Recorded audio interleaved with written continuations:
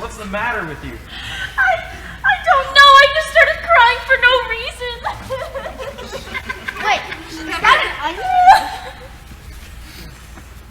No wonder why. Onions make people cry. Oh, really? I didn't know.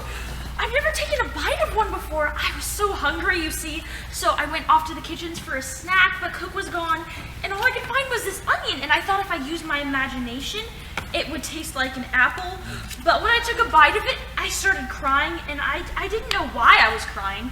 I thought you must cry when you're sad, but I wasn't sad about anything, and that made me cry even harder. And then you came in. Who are you? I'm Albert. Albert, that's a nice name. I'm Gwendolyn, or Princess Gwendolyn. Princess, do you remember what I told you about pretending? Pretending is fun, but don't take it too far. Take care or you could wind up with a scar. Her imagination is a little bizarre. See, I got this scar on my chin because I was pretending to be like Jack and the Beanstalk.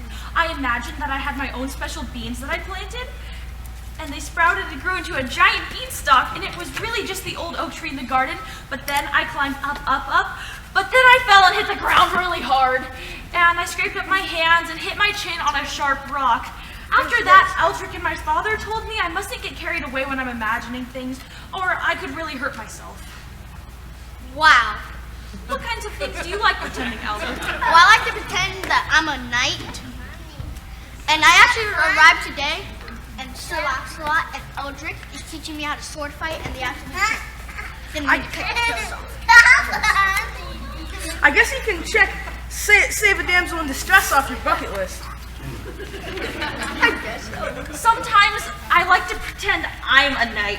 I imagine I'm charging into battle on my horse or fighting a fearsome dragon, but then I usually end up breaking something, like the vase in the Great Hall.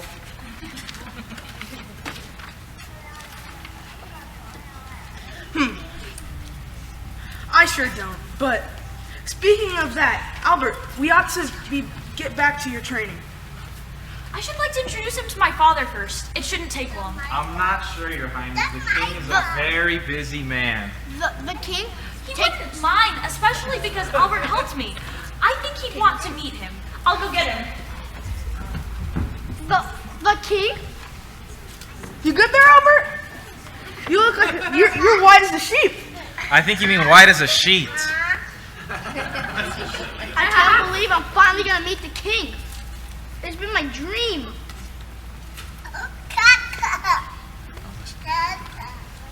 Now listen, don't forget to bow and call him your majesty. You gotta make a good impression, okay? Yeah. I will. Okay. Oh, don't make him any more nervous than he already is, Sir Lancelot. Albert, just be yourself and come and meet us outside afterwards, okay? Okay. Father, this is the boy I would like you to meet, Albert. Oh dear, Albert! Wake up! Albert! The king! Come on! Pleasure to meet you, young man. You may rise. I was crying when Sir Lancelot and Albert found me. Albert figured out right away it was because of the onion and helped me stop crying. What am I going to do with you, Gwendolyn? Thank you for helping my very imaginative daughter. Albert is in training to become a Knight of the Square Table, Father. He just arrived at the castle today. Ah, well, you are most welcome here. Knighthood is a high calling. I rely on all my knights to protect the kingdom and stand for truth. May you train well and prove yourself worthy. I will. Thank you. Well, will Eldrick and Sir Lancelot be training you? Yes, they gave me my first lesson today, sir. You couldn't be trained by two better men. I look forward to seeing what God does in your life. And now I must return to my duties. There's a nearby village where I have to resolve a disagreement between some noblemen. Off with you now. No more snacking on raw onions. Yes, Father, I'll never make that mistake again. I'm still very hungry. I think I'll go see if Cook is back with any real apples. Can you find your way back, Albert? Yeah, I think so. I'll see you later. Bye. I can't believe I just met the king of my life. Hello, Albert. Oh! Hi, Albert. How are you? I'm doing all right. Well, Albert, I see you met the princess, and she's very charming and creative, isn't she? You can say that again. And you know, I just happened to be walking by and I happened to see that you were speaking with the king. Yes, and he was a very busy man, wasn't he? Yeah, he said he had to go to a town to go figure out some problem. Oh, do you know when he's leaving or what town it is? No, but he told me he was leaving in a couple days. Do you think you could find out for me? I don't know. Well, it's okay, because, you know, I was just going to plan a banquet for him, and I wanted to have it all laid out by the time he got back, and, you know, I needed to kind of know how far away he was, so do you think you could help me? I think I can help you out. Oh, thank you so much. I would really appreciate it, and I won't forget you. Don't worry. Okay. Thank you, Albert.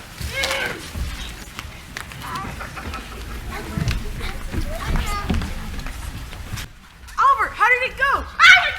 That was crazy. Yeah, I don't know. I fainted. Okay, I think Albert and George have had enough of your jokes for one day.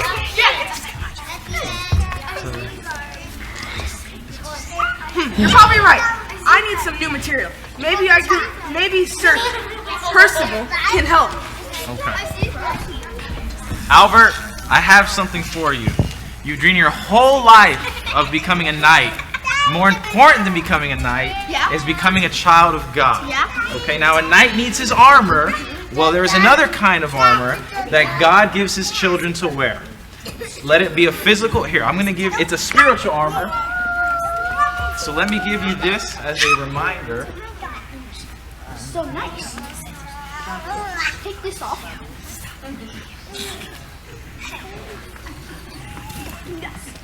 Alright, here's your belt. Now this is the belt of truth, which helps us to tell the truth just as God does.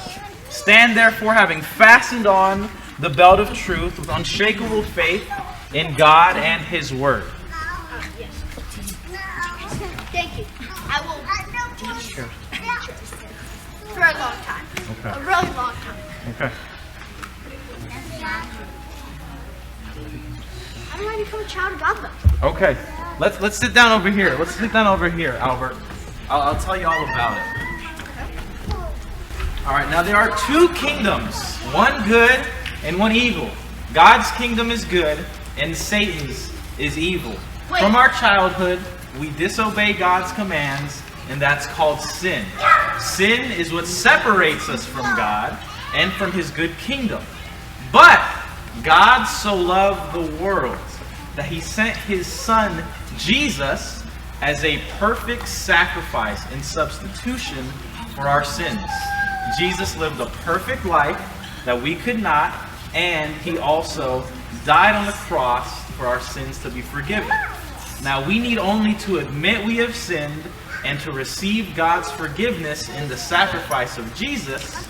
And if we do this, God will make you His child.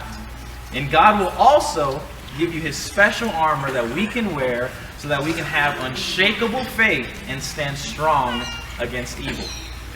I think I understand now. I will watch you. You should. But one thing that you should do to learn these things is study the book of truth that I gave you. Speaking of the book of truth, where is it? I left it here. Not there. I'm sorry, Albert, but I haven't seen it since I gave it to you. I don't know where it could go. Hello, Eldrick. Hello, Albert. I don't know where it is. What's going on? Aw, hi, boy. Don't worry, I didn't forget about you. You want a treat? You want it? Where is it? What's the matter, Albert? I lost the book that Eric gave me. Eldrick gave me. Sorry to mention your name wrong.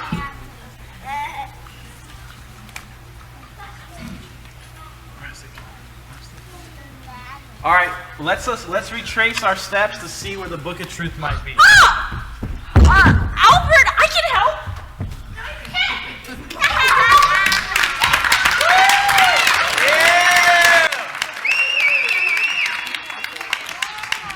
Hello. All right. Did we enjoy that? Or we're not done. Oh, the end.